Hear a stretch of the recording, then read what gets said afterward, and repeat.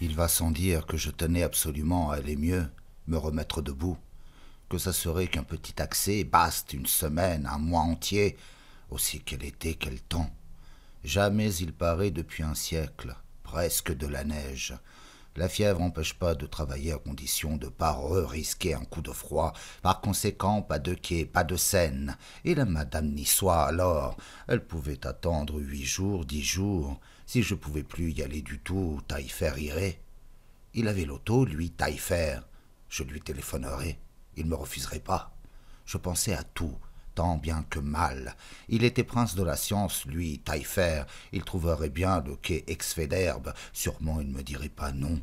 Il verrait un peu la publique. C'est un moment qu'on se connaissait, moi, Taillefer. Lui, il avait ascendu.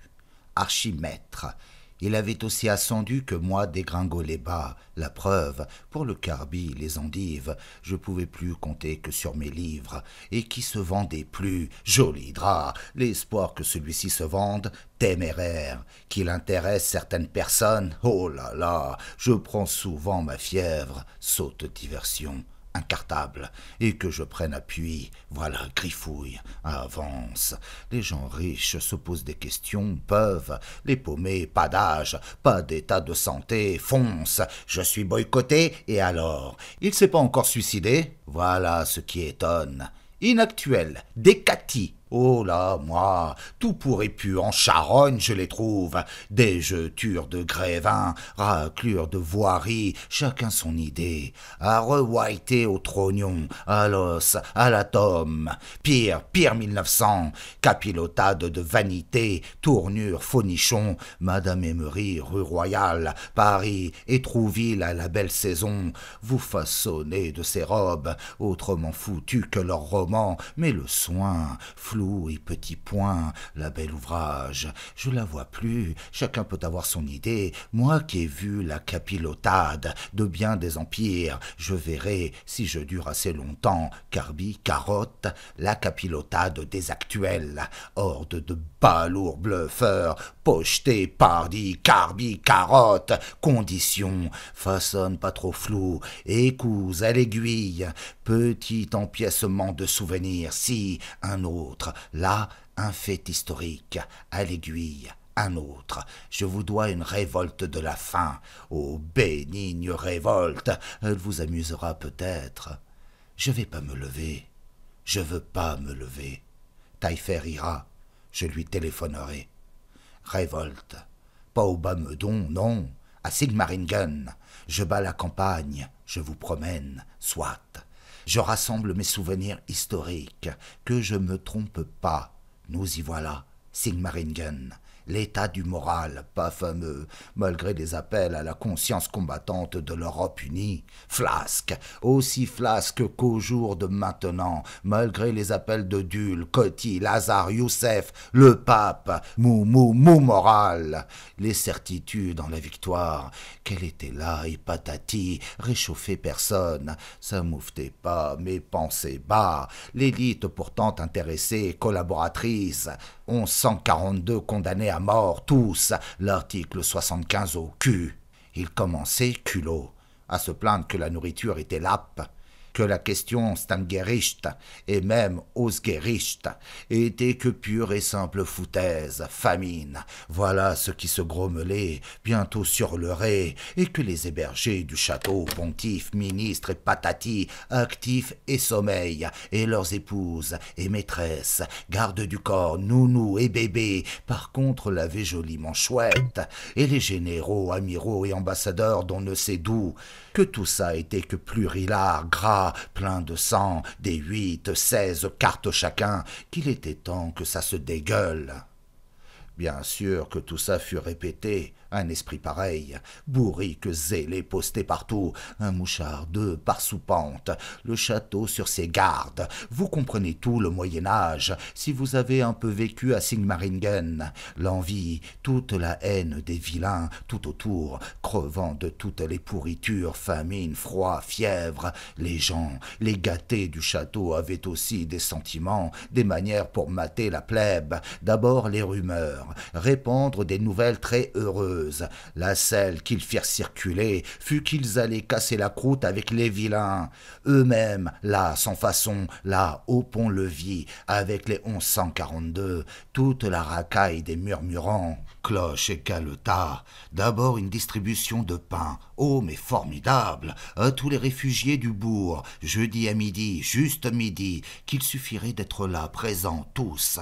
Vous pensez que de telles rumeurs tombent pas dans des oreilles de sourds, qu'il y avait du monde au pont-levis, l'affluence le jour indiqué, et dès l'aube, l'estomac à pas d'oreille, tous les collabos y étaient au pont-levis, sauf les crevards du Fidélis, qui pouvaient vraiment plus se lever, et ceux en fuite en forêt noire. Mais enfin, on peut bien le dire, sur les 1142, bien au moins 1000 étaient là, s'attendant à toucher quelque chose, et si ça parlait et discutait, les réflexions du suc gastrique, pain noir, pain bis, petit pain, et tous sacrément renseignés, ou Villemouchard, remonteur du moral, qui savait très bien ce qu'allait venir. Pour les enfants, croissant brioche, oh, c'était pas à discuter, moi qui étais au courant de 6 scènes, je me disais, ça va être la rafle, la grande cueillette des faméliques, ce rassemblement est un truc.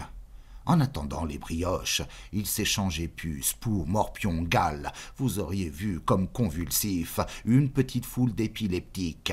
Quand même la faim, faim plus que tout, ce qu'ils allaient pouvoir s'empiffrer, ah là là, d'un pied sur l'autre, se grattant, labourant, s'arrachant les sillons de galles.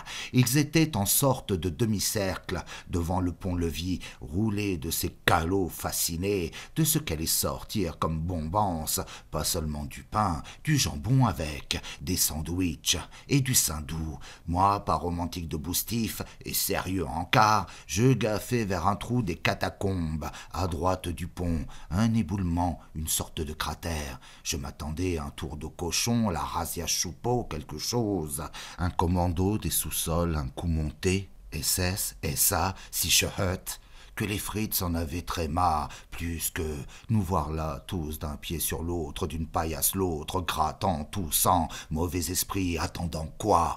Le petit Jésus? Le grand soulèvement, voilà, les chevaliers Siegfried au Graal, en plus des petits pains. Et qu'on voulait baffrer en plus, passer de nos stammes à la rave, de nos fins brouées margarines, y avait de quoi, ils étassaient. Surtout comme leurs affaires tournaient, au bout de débâcle, leurs armées les unes dans les autres. Nous et nos petites allures sceptiques et nos moucharderies, qu'on leur foirait dans leur morale, qu'ils avaient déjà le ciel tout pris. Vous aviez qu'à regarder un peu, derrière chaque nuage, 20, 30 avions, RAF, partout, ce carrousel, et à Merloc, 3, 4 escadres de forteresses permanentes, jour, nuit, Londres, Munich, Vienne, pas une aile Fritz contre, vous dire si on était piffrés, nous et nos remarques désenchantantes, surtout que, en plus, Fritz à Fritz, il cherchait aussi qu'à se buter, là, nous toujours devant le pont-levis, ça discutait dur, si ça serait vraiment que du pain-cas, ou de la boule de troupe, ou de la brioche. Ça devait être midi, la distribution. 1 heure, on attendait encore. Se gratter fait passer le temps, je veux. Tout de même, ça allait tourner mal. 1 heure et quart, tout le beffroi sonne, d'un coup, la volée de cloches. Magnifique beffroi, vous entendrez si vous y allez.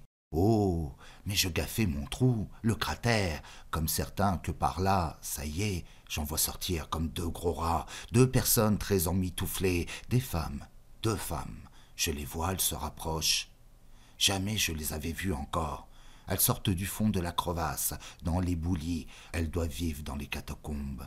Personne n'y avait jamais été dans les catacombes, tout au fond jusqu'au bout. Il passait par-dessous le Danube, jusqu'à Bâle, l'autre côté, jusqu'au Brenner. Il paraît. Personne n'y avait été voir. Peut-être ces femmes. Toujours là, les 2, moi qui connaissais bien le château, je les avais jamais rencontrées. Lily non plus. Je lui demande. L'une faisait encore assez jeune. Oh, mais l'autre, extrêmement carabosse, tordue. Toutes les 2 avaient des ombrelles, oui, des ombrelles roses. Je la voyais là, la vieille, de tout près, son nez, un nez tout couvert de verrues. Elle n'arrêtait pas de cligner de l'œil, l'autre aussi, la lumière. Elle devait vivre dans le noir, l'habitude du noir. Mais pourquoi? Pourquoi des ombrelles? Elle se parlait pas. Ah, si, elle se parle. La vieille demande qu'est-ce qu'il se passe. Elle se parle en boche. Cette vieille pas du tout commode. Vous dites, Franzosen, qu'est-ce qu'ils veulent? Brot. Alors allez-y, allez. Elle me voit là qui regarde aussi, moi et Lily et le chat bébert. Elle se rapproche, la moins vieille des deux, elle me parle en français. Pardon, monsieur, vous attendez aussi du pain? Oui, oui, j'ai l'honneur. Ça va pas être long. Vous avez entendu les cloches? Oui, oui, monsieur.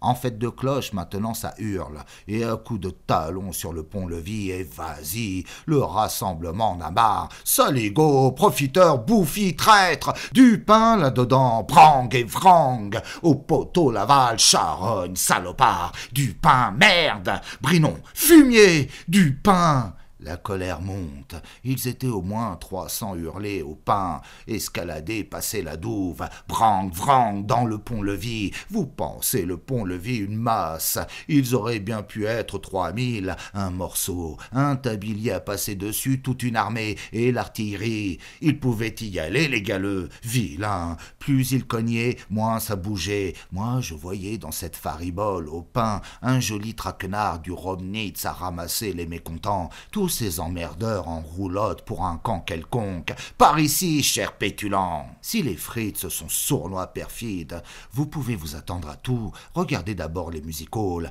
Tous les prestidigitateurs sont boches. Le signe, comme ils savent. Goebbels, champion. Ils sont à se méfier terrible. Petit piou-piou, la gare de l'Est. T'occupe pas, saute. 2 millions de morts. Moi, je voyais très bien le coup monter, provoquer. Je quittais pas la crevasse de l'œil, le fond de l'éboulis par où les deux femmes étaient venues, la sournoiserie de ces deux personnes, et pourquoi les deux ombrelles roses, et leur sorte de péplum vert et gris couvert de toiles d'araignée, elles sortaient de je ne sais quelle cave. J'en savais rien. Le mieux que je demande à celle qui parlait français. Vous demeurez là, dans les sous-sols, madame? Elle m'avait parlé, je pouvais sans impertinence lui demander d'où elle sortait. Oui, monsieur, oui. Et vous? Vous êtes de Paris? Mais à qui ai-je l'honneur, madame? Dame de compagnie de la princesse. Elle est paliante, sa princesse. Elle ne nous aime pas. Elle regarde de l'autre côté. Moi, son nez qui me dit que je veux mieux voir. 3-4 verrues. Princesse qui? Je demande. Hermilie de Hohenzollern. Fixée j'étais. Elle devait dire vrai. Le nez était vrai. J'avais assez regardé des mois toutes les binettes Hohenzollern, tous leurs portraits, tous les couloirs du château, tous les murs, le nez busqué comme, et terminé par un bourgeon, tous 1, 2, 3 verrues violettes. Oh, même les très anciens portraits, 10e, 11e, les nez comme elle, là, crochus, et les verrues violettes au bout, comme la princesse, là, tout de même drôle qu'on l'ait jamais rencontrée dans son propre château. Il y avait du monde au château, tous les étages, 14 ministres, plus le Brinon, 15 généraux, 7 amiraux et un chef d'État, les états-majors et les suites. Mais elle, on ne l'avait jamais vue, planquée boudeuse, ni Lily ni moi, surtout Lily qui allait partout. Elle devait vivre au fond d'un tunnel, et elle sortait juste pour la boule. Au moment de la grande ripopée, que les insurgés se tenaient plus, vrang et brang, qu'ils cognaient tous, que le pont-levis cède, vrang et les injures. Hermilie digne et son ombrelle, rien à faire avec ces voyous, parler qu'à sa dame. Oh, mais qu'elle tenait dur à sa boule. Non, non, de relancer sa dame timide. Non, non, qu'elle cogne aussi, qu'elle cogne avec, qu'elle laisse pas passer son tour et ses 1142 gueulards. Brang, pftouf, comme si la boule leur était due. Il frappe, effronté horde. Au moment là, juste le clairon, oui, juste, de l'autre côté du rempart. Au champ, la garde du château. Pas des clairons boches, les boches font bugle. Non, des vrais clairons. Vous auriez dit Lunéville, ou la pépinière,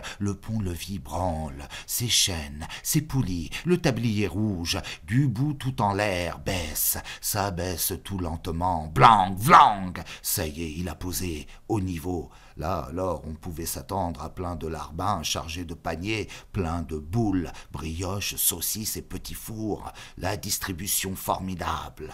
Zebbi, des flics qui émergent, 3, 4 d'abord, et puis bien 50 choupeaux dans un gros camion gazogène, et puis encore une bande de flics, une autre police française, et puis après eux, le maréchal, oui, lui, Debenay à sa gauche, en retrait, le général Debenay, l'amputé, mais pas plus de boules que de beurre aux choses, la promenade du maréchal. Voilà ce qu'ils avaient attendu, les 1142 lustrucs.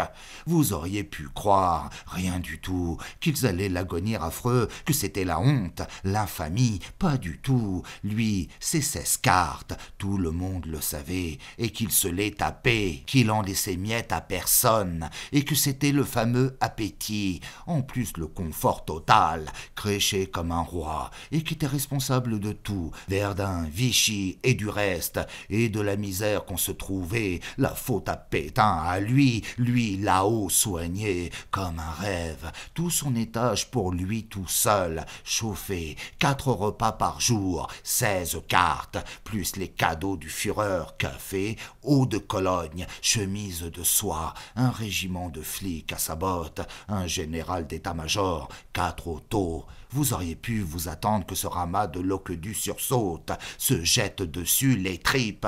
Pas du tout, juste un peu de soupir. Il s'écarte, il le regarde partir en promenade, la canne en avant, et hop, et digne, il répond à leur salut, hommes et rombières, les petites filles, la révérence, la promenade du maréchal, mais pas plus de pain que de saucisson. Hermilie du Hohenzollern ne salue pas, elle, encore plus rêche, revêche qu'avant, comme, que sa demoiselle vienne, elles redisparaissent.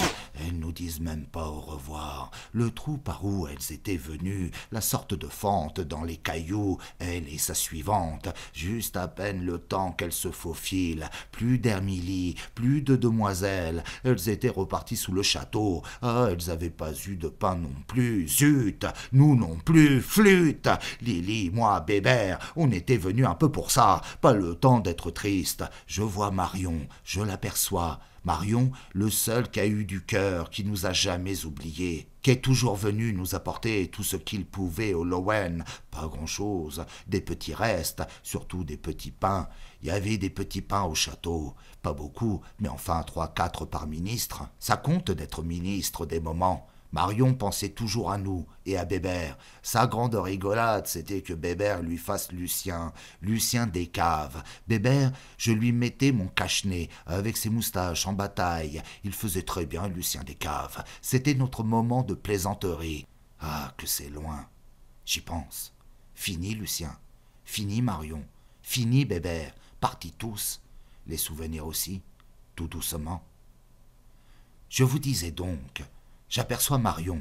Lui aussi était de la promenade, mais à grande distance de Pétain. Ils n'étaient pas à se parler, oh du tout. Tous les régimes, tous les temps, les ministres se haïssent. Et pire, au moment que tout croule, culbute, fâcherie absolue, les frénésies de toutes les rancœurs, là c'était au point qu'ils osaient même plus se regarder, qu'ils en avaient sur la patate, qu'ils se seraient massacrés là à table, au repas d'un œil de travers. Ils aiguisaient leurs couteaux entre la poire et le fromage, d'une façon si menaçante, que toutes les épouses se levaient. Viens, viens, te faisaient sortir leurs ministres, généraux, amiraux, qui étaient imminents d'en découdre, bouillant, oh partout pareil, que ce soit Berchtesgaden, Vichy, Kremlin, Maison-Blanche, entre la poire et le fromage, c'est pas des endroits à se trouver. Chez les Hanovre, Windsor non plus. Entre poire, fromage, donc vous comprenez la promenade, distance, protocole, pas question de bras dessus, bras dessous, très loin les uns des autres.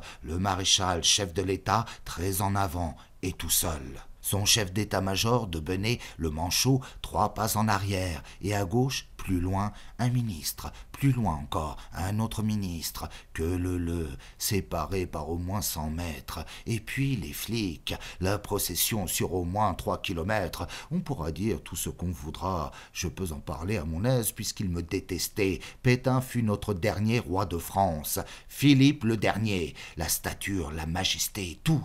et il y croyait, d'abord comme vainqueur de Verdun, puis à 70 ans et mèche, promu souverain. Qui résisterait, raide comme, oh, que vous incarnez la France, monsieur le maréchal. Le coup d'incarner est magique. On peut dire qu'aucun homme résiste. On me dirait, Céline, bon Dieu de bon Dieu, ce que vous incarnez, bien le passage c'est vous, tout vous.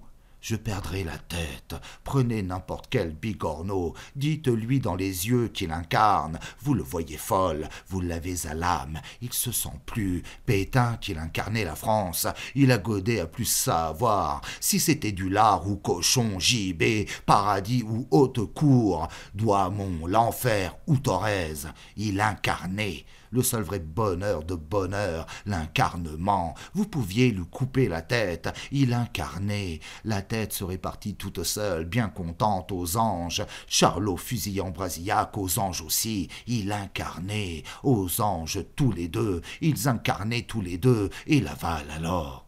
Tant bien plus modeste, plus pratique aussi, le truc d'incarner vous fait encore de ces petits miracles, l'alimentation par exemple. Mettez que demain ils se remettent à nous rationner, qu'on arrive à manquer de tout, vous grattez pas, le truc d'incarner vous sauvera, vous prenez n'importe quel bisu, n'importe quel auteur provincial, et vous y allez, vous l'empoignez, vous le pétrifiez là devant vous, ô Dieu de Dieu, mais il y a que vous pour incarner le Poitou. Vous lui hurlez, vos chères 32 pages, tout le Poitou, ça y est, vous manquez plus jamais de rien, à vous les colis agricoles, vous recommencez en Normandie, puis les Deux-Sèvres et le Finistère, vous êtes parés pour 5, 6 guerres et 12 famines, vous savez plus où les mettre vos 10, 12 tonnes de colis, les incarnateurs donnent, renchérissent, inlassables, suffit que bien vous leur répétiez qu'ils sont toute la Drôme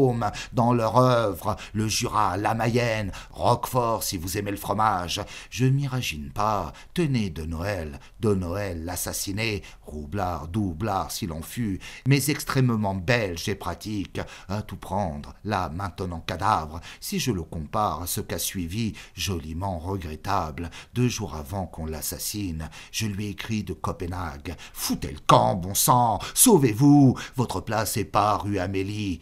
Il n'est pas parti. Les gens m'obéissent jamais. Ils se croient parés, marle, gris à Loigne, bon, à Lorez. Toujours est-il, c'est un fait. Jusqu'au moment qu'on l'assassine, il a eu beurre à profusion, frometon, poulgomme, truffe, la table ample, ravitaillerie à volo, drôlement bien vécue par l'incarnerie des auteurs, la révélation de leur mission, l'annonce. Mais gaffe, attention, je vous préviens, le truc est magique, facilement mortel.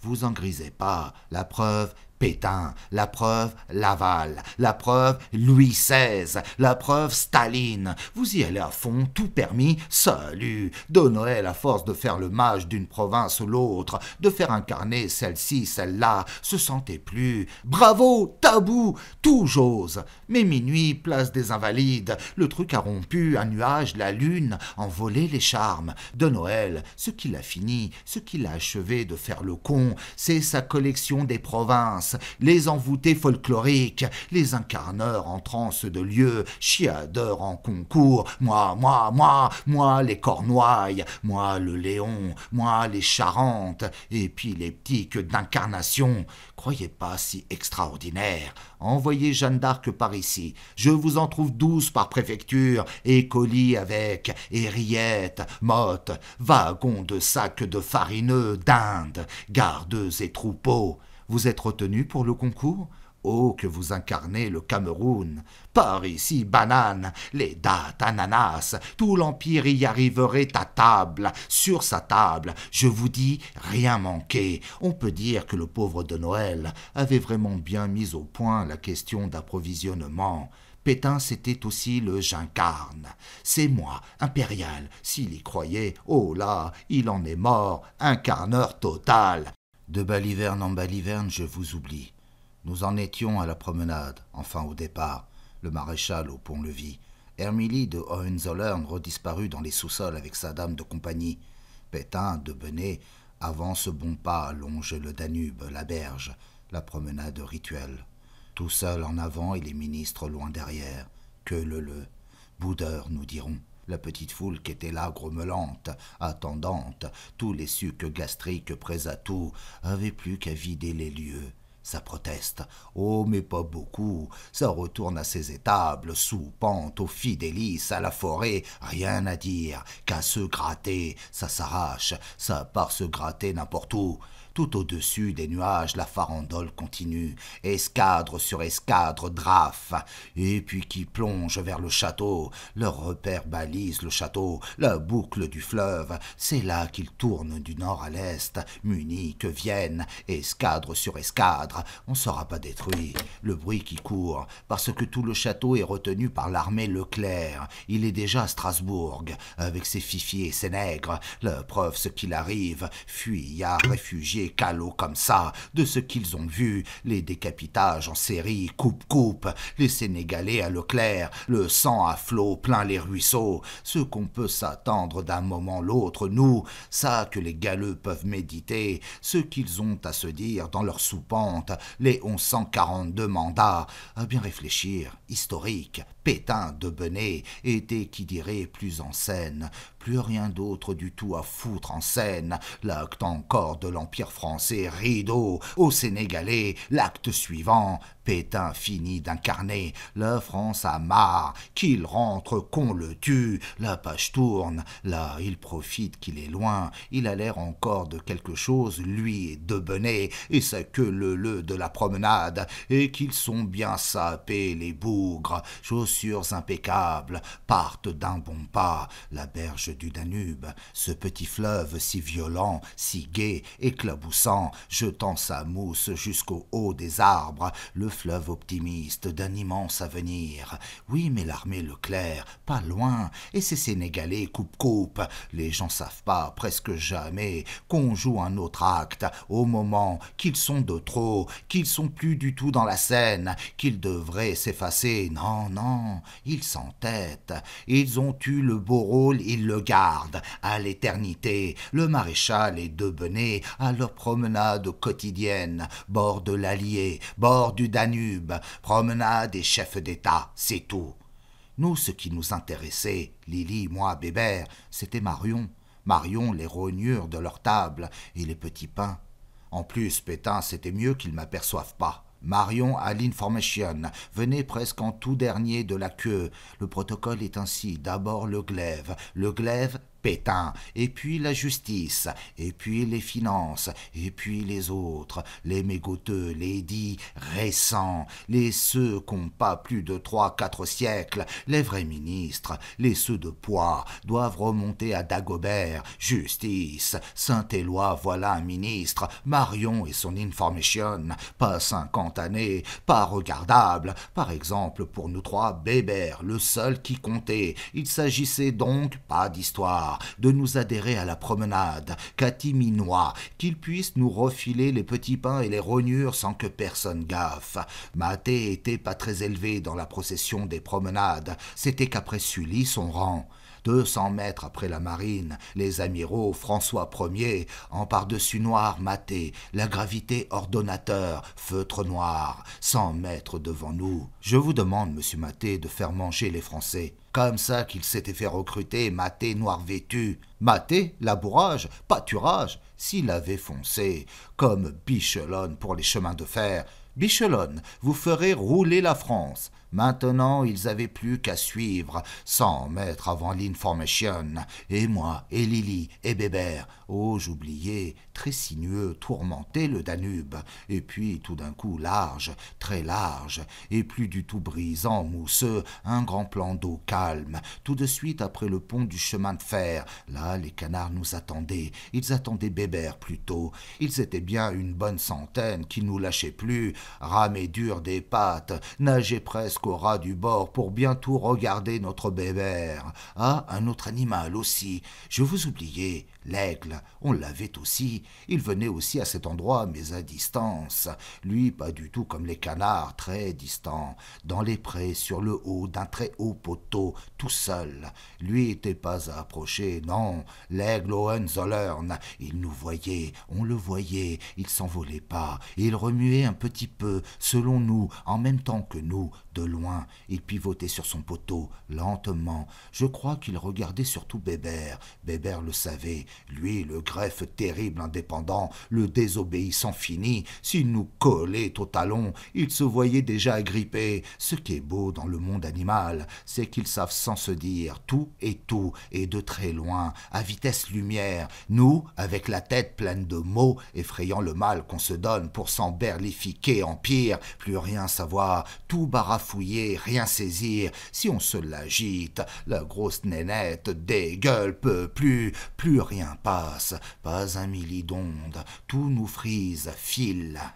Là, l'aigle royal Hohenzollern était le maître de la forêt et des territoires jusqu'en Suisse. Il faisait absolument ce qu'il voulait. Personne ne pouvait l'intimider. Le commandement de la forêt noire. Troupeaux, lapins, biches et les fées. À chaque promenade, il était là, même près, même poteau. Il nous aimait certainement pas. Après mettons 2 kilomètres de berge du Danube, vous voyez surgir une silhouette. Ça manquait jamais, une silhouette à geste, signe d'avancer ou de reculer, signe que Pétain avance encore ou fasse demi-tour. On la connaissait, silhouette. C'était l'amiral Corpechot. Il avait la garde du Danube et le commandement de toutes les flottilles jusqu'à la Drave. Il voyait venir l'offensive russe, le maréchal en pleine promenade. La flotte fluviale russe remontait le Danube, il était certain. Il s'était nommé lui-même amiral aux estuaires d'Europe et commandant des 2 berges. Il voyait la flotte russe de Vienne passer la Bavière et prendre le Württemberg à rebours, et Sigmaringen, forcément, et toute la collaboration, et surtout Pétain. Il voyait Pétain kidnappé, ficelé fond de cale d'un de ses engins submersibles qu'il avait vu sortir de l'eau. Oui, lui, amphibie, qui pullulait pas ses pestes. Corpechot me racontait tout. Je le soignais pour son emphysème. Il avait eu connaissance de tous les plans russes, matériel et stratégie. Il savait même le fin du fin de leur dispositif aéro-aquaterrestre, la catapulte par hydrolyse, le système ADER renversé, sous-nautique. Vous dire ce qu'on pouvait s'attendre. J'étais jamais étonné de voir Corpechot surgir, une berge l'autre, nous faire des signes que la promenade était finie, que les Russes étaient signalés. Pas de surprise pour Pétain non plus, il faisait demi-tour, les ministres avec. Vous pensez que ce Corpechot, on l'avait arrêté 10 fois, 20 fois, et 20 fois relâché, plus aucune place dans les asiles, plus aucune place d'abord nulle part et pour personne. Fou, pas fou, c'était se planquer n'importe où, fou, pas fou, tous les alibis, tous les combles, étables, bunkers, arrière-boutiques et les salles d'attente des gares, la cohue totale, des villages entiers sous les trains à passer la nuit, recroquevillés et dans la forêt, des grottes d'où les gens sortaient plus, venus de tous les coins d'Europe. Je vous disais que Corpechot s'était promu amiral. Il trouvait qu'il avait des titres, bien plus de titres que ceux du château, amiraux des bureaux, du grand état-major d'Arlan. Et d'abord l'article 75, décoré de l'article 75, pas inventé celui-là, mandat et tout, très réel, traqué sérieux, la preuve comme il était parti, poil, le dernier train, gare de l'Est, ils y avaient pu piquer que son fils, sa femme, sa belle-sœur, tout ce joli monde à Drancy, 1 minute de plus il l'avait, et c'était vrai, j'avais lu le rapport chez Brinon, et son curriculum exact, il avait été côtier puis rédacteur en chef du grand hebdomadaire iotique, Bout dehors, vous pouviez parler de lui à Brême, à Enghien, ou à l'île de White, on s'inclinait. Il faisait qu'un avec les régates.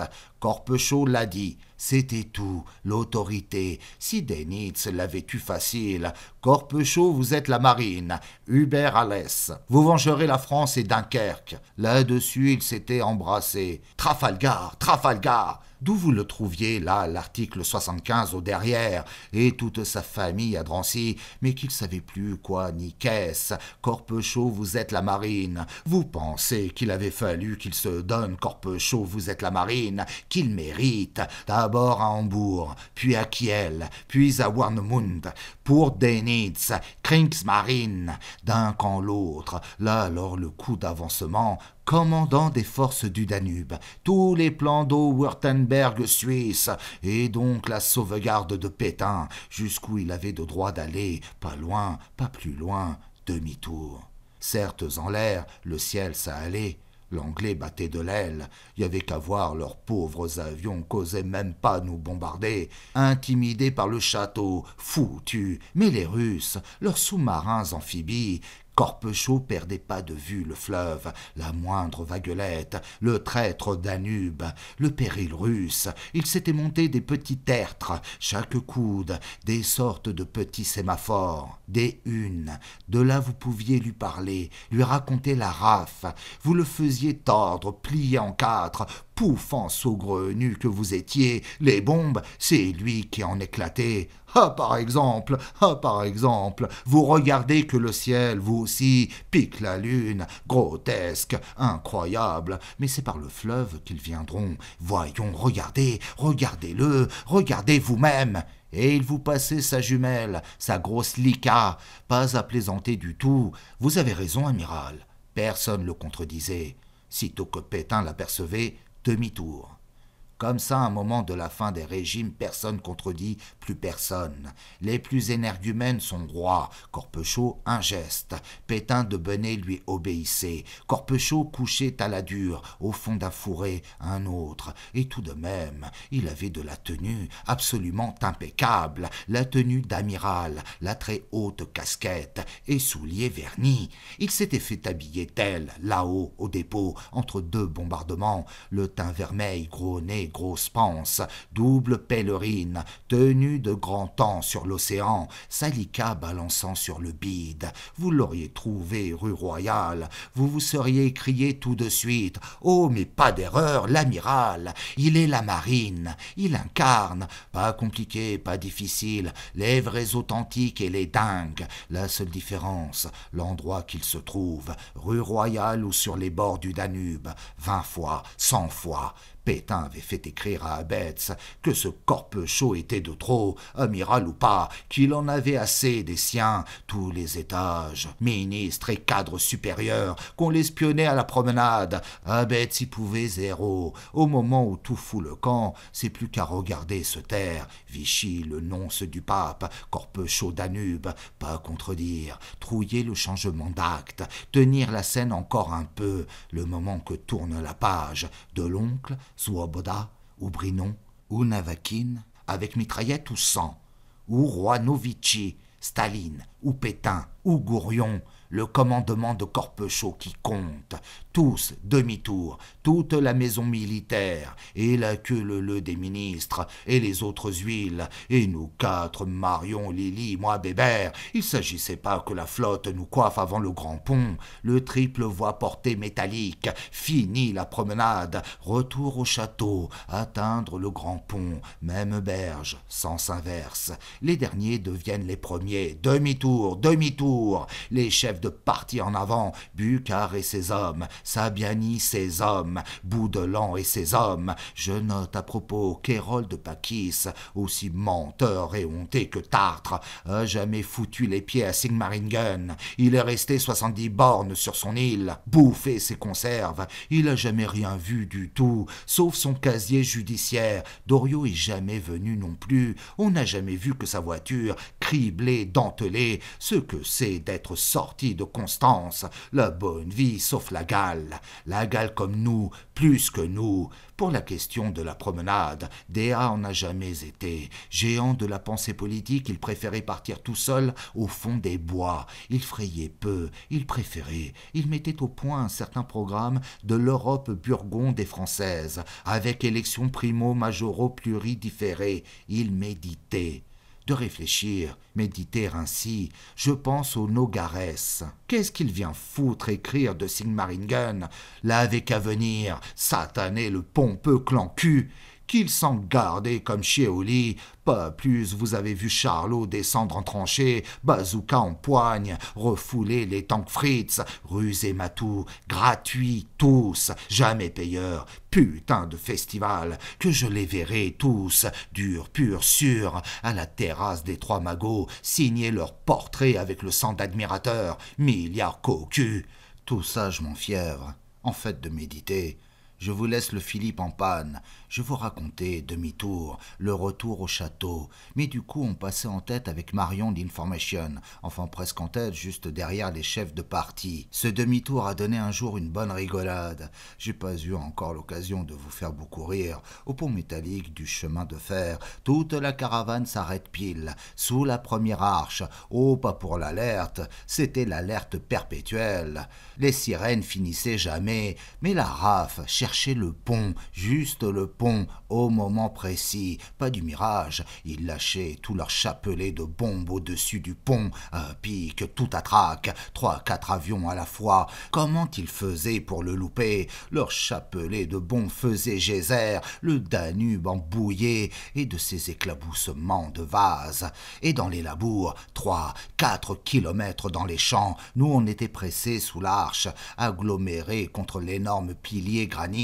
C'était l'occasion de pisser. Tous les ministres et les partis et le maréchal, je connaissais tous leurs prostates. Certains avaient des gros besoins. Pour ça, plus commode les buissons. Les voilà partis au taillis. Au moment, j'ai le souvenir exact, arrive dans l'autre sens tout un détachement de prisonniers, avec leurs gardes, les Landsturm, prisonniers territoriaux pas plus nerveux les uns que les autres, prisonniers russes et vieux boches, si là, aussi maigres les uns que les autres, traînant la guibole, et aussi en loque, les Fritz à fusil, les autres sans, vers où ils allaient, quelque part. On leur a demandé, ils comprenaient rien, ils entendaient même pas les bombes. Alors pensez, nous, nos questions, ils allaient la même berge que nous, c'est tout, sens inverse. Bridoux a eu fini de pisser, il se l'est secoué, bien secoué, et il a dit « Agissons, messieurs, agissons !» Agir quoi? Il a donné son idée, qu'on s'égaye, principe de la cavalerie, enfourageur. Tous enfourageurs. Combien on était là, sous l'arche, tassés contre la pile? À peu près 30.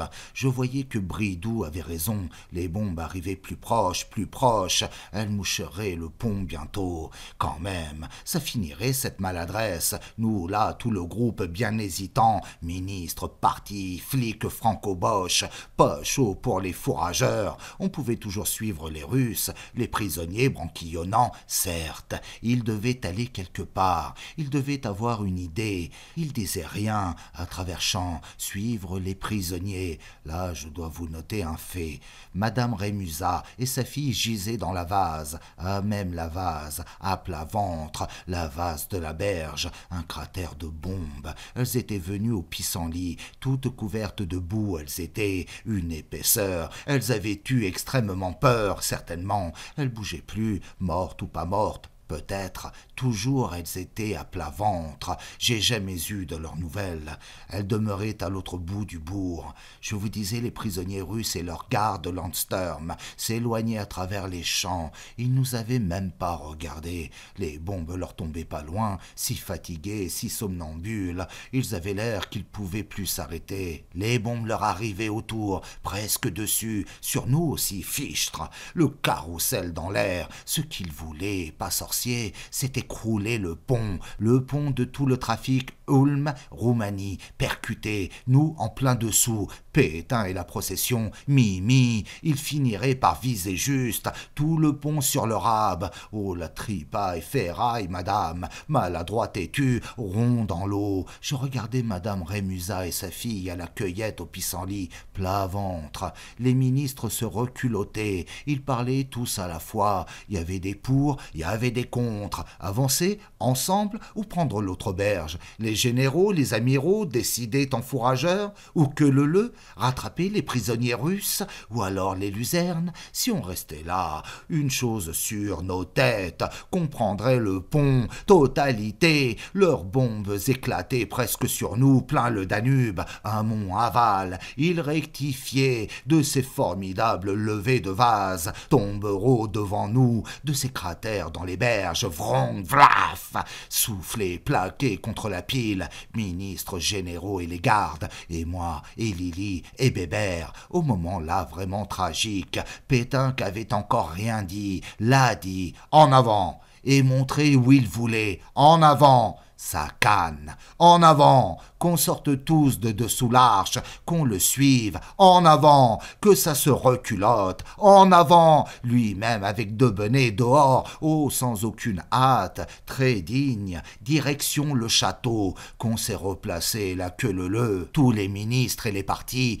les bombes continuaient d'attaquer le pont, nous autres, notre queue leu, ça a été rafale sur rafale, jusqu'au château, à la mitrailleuse, c'est bien sûr nous qu'il tirait, mais il tirait mal. Je voyais les rafales ricocher sur l'herbe, sur l'eau, les herbes sautaient, fauchées. Il tirait comme des cochons. La preuve, personne fut touché, et il passait au ras du fleuve. Pétain parlait avec Debenay. Ils allaient leurs pas, absolument sans se presser. Les ministres non plus, sur au moins 2 kilomètres. La ribambelle n'a pas dévié d'1 centimètre. Je vois encore Bichelonne devant nous. Il boquillonnait dur, Bichelonne. C'était avant qu'on l'opère. Il avait plus beaucoup de temps à boquillonner. Il est mort à l'opération. Il a voulu se faire opérer à Hohenlinchen, là au Prusse-Orientale. Je vous raconterai. Pour le moment, je suis à Pétain. Le retour au château, le chef en tête, et sous les rafales, et toute la queue leu de ministres généraux, amiraux, bien rajustés, reboutonnés, très dignes, et à distance. J'insiste parce que question de Pétain, on a raconté qu'il était devenu si gâteux qu'il n'entendait plus les bombes, ni les sirènes, qu'il prenait les militaires Fritz pour ses propres gardes de Vichy, qu'il prenait Brinon pour le nonce. Je peux rétablir la vérité, je peux dire moi qu'il détestait, je parle en parfaite indépendance, qu'il n'aurait pas pris le commandement au moment du pont, fait démarrer la procession, personne réchappait, elle aurait jamais eu lieu l'autre cour, le Nogares non plus, j'ai vu moi, je peux le dire, le maréchal sauver l'autre cour. Sans lui, sans sa froide décision, jamais un serait sorti de sous l'arche, pas un ministre, pas un général, ni des fourrés, c'était la fin, sans réquisitoire et sans verdict, bouillie totale, pas besoin d'île-dieu non plus, la décision à Pétain qu'a fait sortir tout le monde de sous l'arche, comme c'est le caractère à Pétain qui fit remonter l'armée en ligne au moment de 17. Je peux parler de lui bien librement, il m'exécrait. Je vois encore les balles tout autour, la berge, le halage, criblé. Surtout autour de Pétain, il voyait, s'il n'entendait pas, tout le parcours jusqu'au pont-levis, giclé sur giclé. Ah, pas un mot, ni lui, ni Debenay, parfaitement digne. Et le plus drôle, pas un seul touché, ni Lily, ni moi, ni Bébert, ni Marion. Au pont-levis, arrêt, salut, dispersion. Personne n'attendait plus rien, chacun chez soi. Les rafles tiraillaient plus, remontaient au ciel. Nous, Lily, Bébert, avions plus qu'à quitter Marion, mais moi, 4 petits pains en fouille. Ma consultation, c'était l'heure, au premier étage de l'Owen, au numéro 11, notre taudis. Je dis taudis, oui, deux paillasses, et quelles! J'en ai vu d'autres, certes, bien d'autres. On se dit donc au revoir, on s'embrasse avec Marion, qu'on n'était pas certain de se revoir jamais. Lui avait sa chambre au château, au 3e étage, la plus petite chambre. Je vous ai dit, pour le protocole, l'information, c'était infime. Marion, mettons, chez Dagobert, à Clichy-sur-Seine, aurait pas eu un escabeau. Si vous voulez pas vous tromper, pensez toujours à Saint-Éloi. Toutes les impostures commencent à l'an 1000. La jeanfoutrerie s'étale. Excellence, patati pata, guignol. Plus aucune préséance sérieuse. Moi, là, toujours une chose sérieuse, pas j'en foutre, ma consultation. Comment nous étions installés, je vous raconterai. Vous pourrez aller vous rendre compte. J'ai lu bien des reportages aussi, là, sur Sigmaringen, tout illusoire ou tendancieux, traviole, simili, faux fuyards, foireux, que diantre. Ils y étaient pas, aucun. Au moment qu'il aurait fallu, je vous parle énormément de WC, particulièrement ceux du Lower. C'est qu'on était sur le même palier, la porte en face, et qu'ils désemplissaient pas. Tous les gens de Sigmaringen, de la brasserie et des hôtels venaient aboutir là, forcément, la porte en face. Tout le vestibule, tout l'escalier était bourré jour et nuit de personnes à bout, injurieuses, râlantes, que c'était la honte, qu'ils en avaient assez de souffrir, qu'ils faisaient sous eux, qu'ils pouvaient plus, et c'était vrai, tout l'escalier dégoulinait, et notre couloir donc, et notre chambre, vous pouvez pas plus laxatif que le Stammgericht, rave et chou rouge, Stammgericht plus la bière aigre, a plus quitté les WC, jamais, vous pensez tout notre vestibule grondant, pétant de gens qui n'en pouvaient plus, et les odeurs, les gogues refoulés, il va de soi, ils arrêtaient pas d'être bouchés, les gens entraient à 3, à 4, hommes, femmes, enfants, n'importe comment, ils se faisaient sortir par les pieds, extirpés de vive force, qu'ils accaparaient la lunette. Ils rêvent, si ça mugissait, le couloir, la brasserie et la rue, et que tout ce monde se grattait en plus, et se passait, repassait la gale et morpion, et mes malades, Mélie, Mélo, qu'ils y allaient forcément aussi pisser sur les autres et partout, il était vivant notre couloir, aussi des gens pour von Romnitz. Je vous expliquerai von Romnitz, une autre affluence, pour son bureau, un de ses bureaux, l'étage au-dessus. Cela allait aussi au GOG, la porte en face. Le moment le plus magique, c'était tous les jours, quand les GOG n'en pouvaient plus, vers 8 heures du soir, qu'ils éclataient, la bombe de merde, du trop-plein, du tréfond, tous les soulagements de la brasserie de la veille et du jour. Alors un geyser plein le couloir, et notre chambre, et en cascade plein l'escalier, vous parlez d'un sauve-qui-peut, mais les pancras dans la matière, tous à la rue. C'était le moment Earfrutch s'amenait, tenancier du Lowen, Earfrutch et son jonc.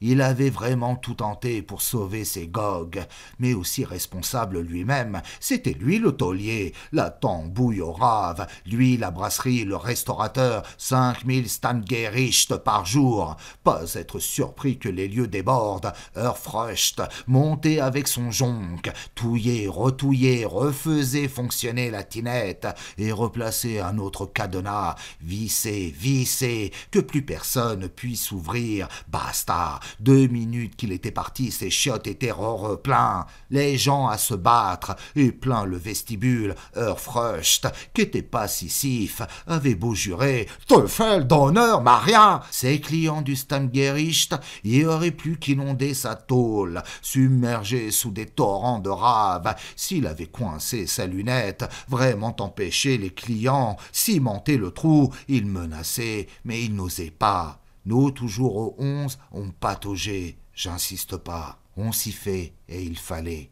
Ce qui était à craindre, ce que je craignais, pire que cet inconvénient, c'est qu'on nous expulse à la manière Bosch, c'est-à-dire perfide, raisonnable, pour le confort général, que pour les malades c'était mieux que je déménage, que je consulte ailleurs, etc., etc., trop de tohu-bohu, toutes sortes de raisons que je décampe, bruit, j'en ai entendu bien d'autres, croyez.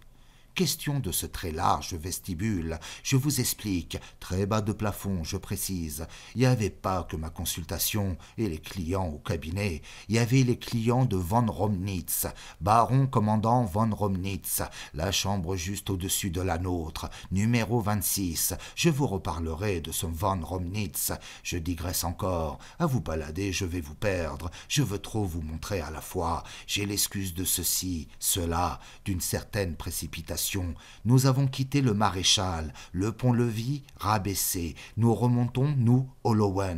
Je vous fraye un passage. Il faut la cohue d'abord du trottoir, puis du vestibule. Une vraie foule qui veut faire pipi. Il y en a partout. J'écarte, et je tape dans notre porte, le 11, notre cagnat. Il faut beaucoup pour me surprendre, mais tout de même, là, je regarde 2 fois, sur mes propres paillasses, celle de droite, un homme étendu, tout débraillé, déboutonné, et qui dégueule, et qui râle, et au-dessus, à califourchon, un chirurgien, enfin un homme en blouse blanche, et qui s'apprête à l'opérer de force, 3-4 bistouris à la main, le miroir frontal, les compresses, les pinces, aucun doute.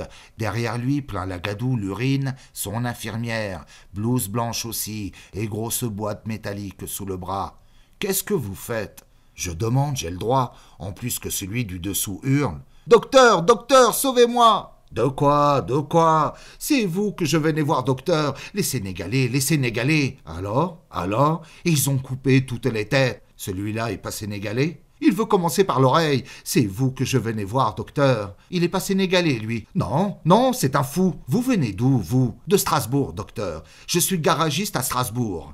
Ils ont coupé toutes les têtes. Ils viennent. Je suis garagiste. J'ai soif, docteur. Faites-le lever, docteur. Il m'étrangle. Il va me mettre son couteau dans l'œil. Faites-le lever, docteur. C'était une situation. Toujours avec ses bistouris, fou pas fou, c'était vraiment mieux, et tout de suite que la police lui demande ses papiers, et qu'elle foute tout le monde à la rue, la police. Tout le monde, toute la rue s'était engouffrée dans la chambre, dans le couloir, les gogues, avec le dingue et l'infirmière. Jamais j'y arriverai, moi seul faire vider les lieux. Déjà la piole, nos 2 grabats, la cuvette, vous étiez coincés, la foule en plus. Moi, question de l'ordre, c'était Brinon, je dépendais de lui. C'était que j'y aille, c'était lui de prévenir la police, une des polices, et que c'était un foutu désordre, tout le Lowen, les gogues et le couloir. Je me tâte pas longtemps dans les circonstances délicates, le chirurgien fou, l'autre sous lui, qui beugle, c'était pas à atermoyer, déjà Lily avait remis Bébert dans son sac, jamais l'un sans l'autre, elle m'attendait chez Madame Mitre, j'irai voir Brinon tout seul, Madame Mitre dirigeait l'administration, vraiment la personne de très grand cœur et de très grand tact. Vous pouviez parler avec elle. C'est elle qui devait répondre ceci, cela ou 10 000, 100 000 plaintes par jour. Vous pensez si ça se plaignait, 1142 amendats, et femmes et enfants, de tout, et pour tout, et les travailleurs en Allemagne, et les 46 sortes d'espions, et la moucharderie générale, qu'on arrête tel, et Laval, et Bridoux, vite, Brinon, et moi-même, et Bébert, l'exil marmite des dénonciations, bouille, qu'est-ce qu'ils ont dû avoir à Londres, mettez 10 ans de Londres, il en revenait pas un, pendu, centuple les dénonciations, surtout les condamnés à mort, la toute si pauvre suinteuse calebombe, qui vous cligne au fond d'un grenier, vous grattez pas, c'est elle condamnée à mort, qui sue, tremble, trempe à griffonner mille horreurs sur tel et tel autre paria, voué à la torture saligo, tant plus le dénoncer aux Fritz,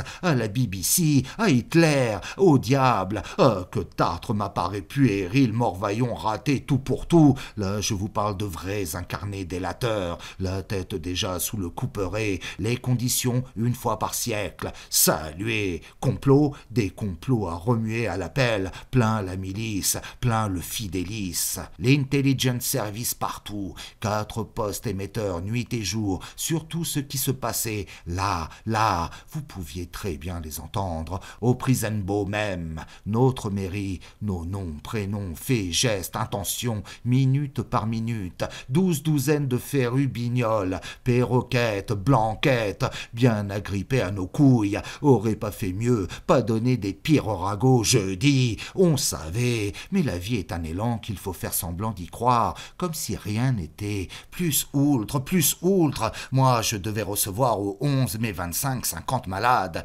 leur donner ce que je pouvais pas, pommade au soufre qui venait jamais, gonacrine, pénicilline que Richter devait recevoir, qu'il recevait jamais, la vie c'est l'élan, et de se taire. Dans une occasion plus tard, j'ai pratiqué à Rostock, Baltique, avec un confrère, le docteur Proséidon, qui revenait du paradis de l'Est. Il avait la grande habitude, le visage qu'il faut avoir dans les états vraiment sérieux, l'expression de jamais plus penser, jamais plus rien.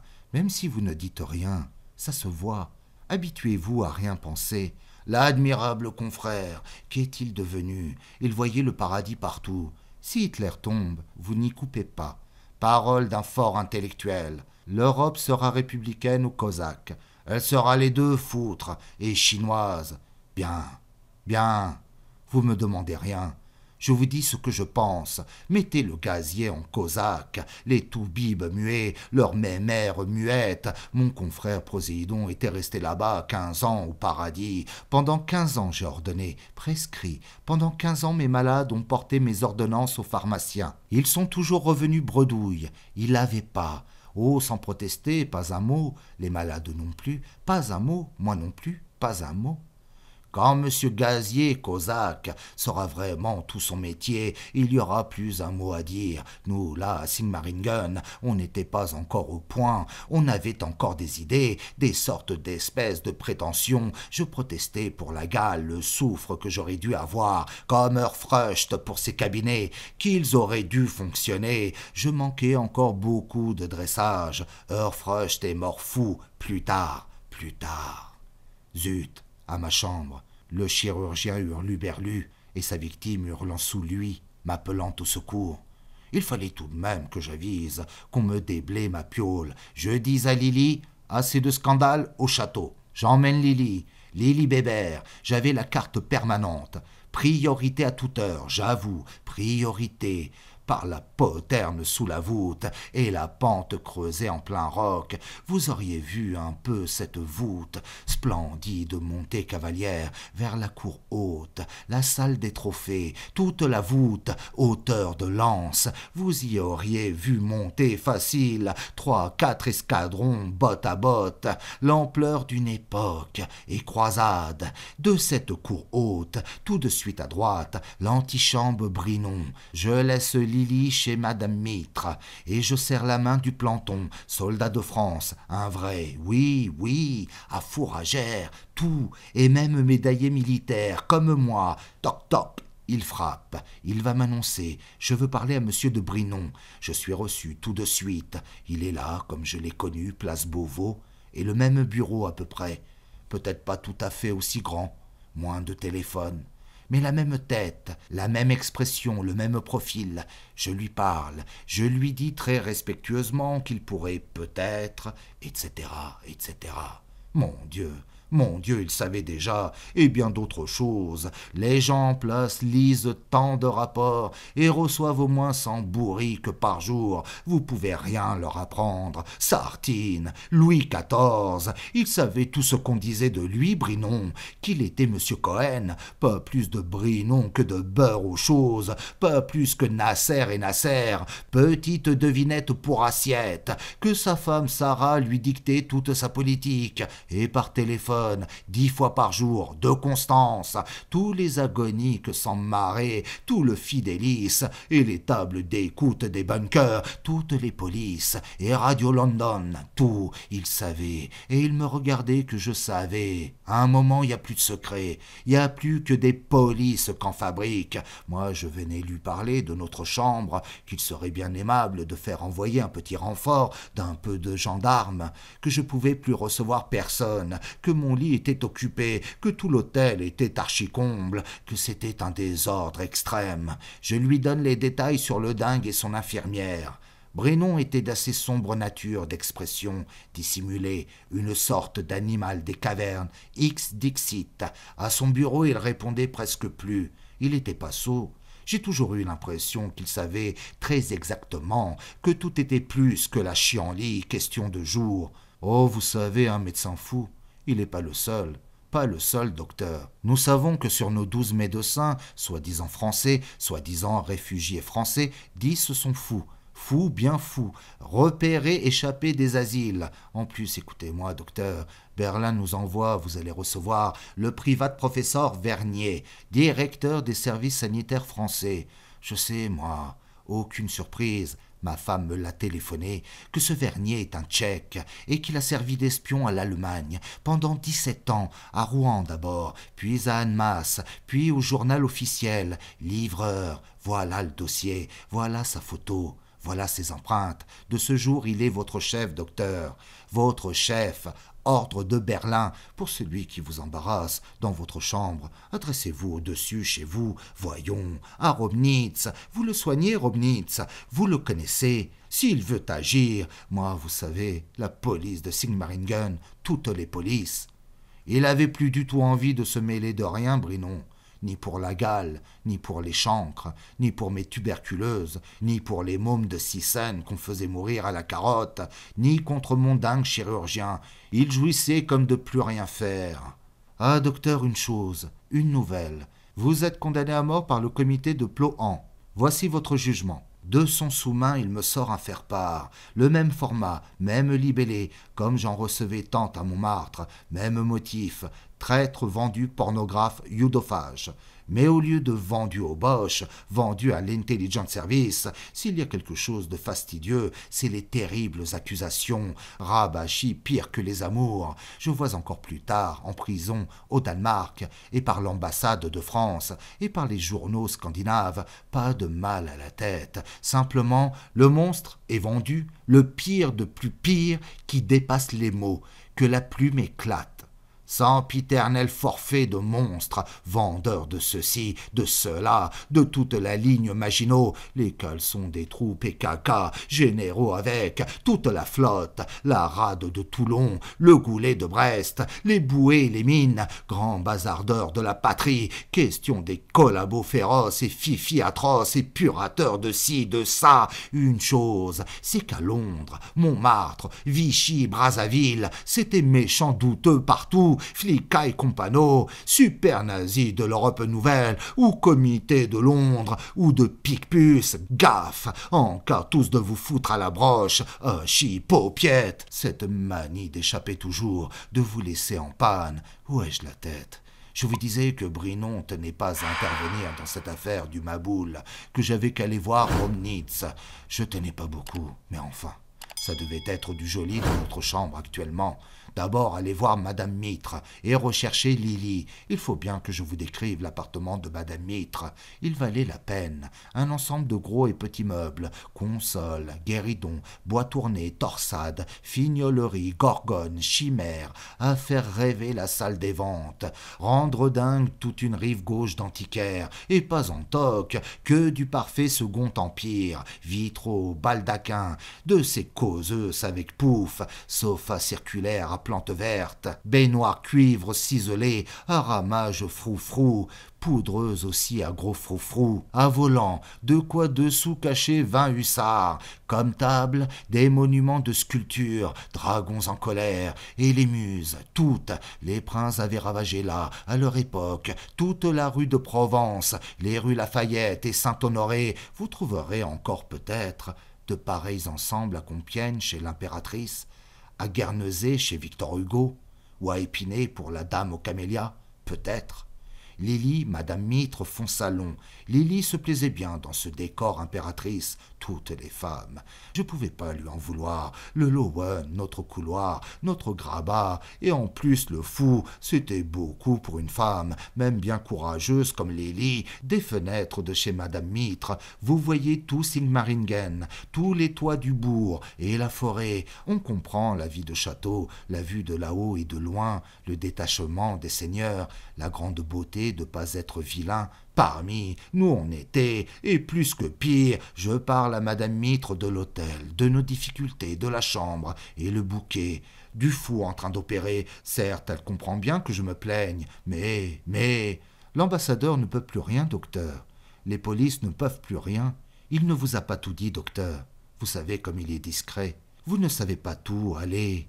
8 faux évêques à Fulda, soi-disant français, et qui demandent tous à venir ici au château. 3 astronomes à Potsdam, soi-disant français. 11 sœurs des pauvres à Munich, 6 faux amirals à Kehl, qui demandent aussi à être reçus. Hier, tout un couvent d'hindous qui venaient soi-disant des comptoirs, avec 50 petites cachemires, violées soi-disant, bientôt mères, à recevoir ici aussi des petites filles, ou au Lowen, ou à Sissène, plus 3 Mongols persécutés. Ça faisait beaucoup, évidemment. Vous n'êtes pas persécuté, vous, docteur? Oh, si, très, Madame Mitre. Et l'ambassadeur, donc, docteur, et Abetz, docteur, si vous saviez, les dénonciations, combien vous pensez? Je ne sais pas. Beaucoup. Hier, 300. Sur Laval, sur nous-mêmes. Je me doute. 3 rapports hier. Devinez sur qui? Sur tout le monde? Pas que sur tout le monde, sur Corpechot, et un rapport de Berlin, qu'il l'avait vu à Berlin. Oh, madame, voilà du mensonge. Corpechot ne quitte pas le Danube, il a la garde du Danube. Il n'est pas homme à déserter, je me porte garant. Tout de même, il faut que nous répondions. La chancellerie, voulez-vous m'écrire un mot? Oui, madame Mitre. Là, tout de suite. Que Corpechot fugue pas du tout. Ah, cher docteur. Embrasse Madame Mitre, Lily, et allons-nous-en. Bébert. Le mot qu'elle se décide, qui l'a fait lever. Bébert veut dire qu'on passe d'abord chez le Landrat chercher ses rognures. Le Landrat, c'est l'autre bout de la grande rue. Je vous raconterai d'abord ce que c'est qu'un Landrat, genre de fonctionnaire entre maire et sous-préfet. Je soignais sa cuisinière, dyspepsie, très bonne maison, très bonne bourgeoise de la très belle époque. Chez le Landrat aussi, locataire, j'avais la mère d'un ministre, 96 ans, ma plus vieille malade. Quel bel esprit, finesse, mémoire, Christine de Pisan, Louise Labbé, Marceline. Elle m'a tout dit, tout récité, comme je l'aimais bien. Seulette je suis demeuré, seulette suis, comme elle disait bien.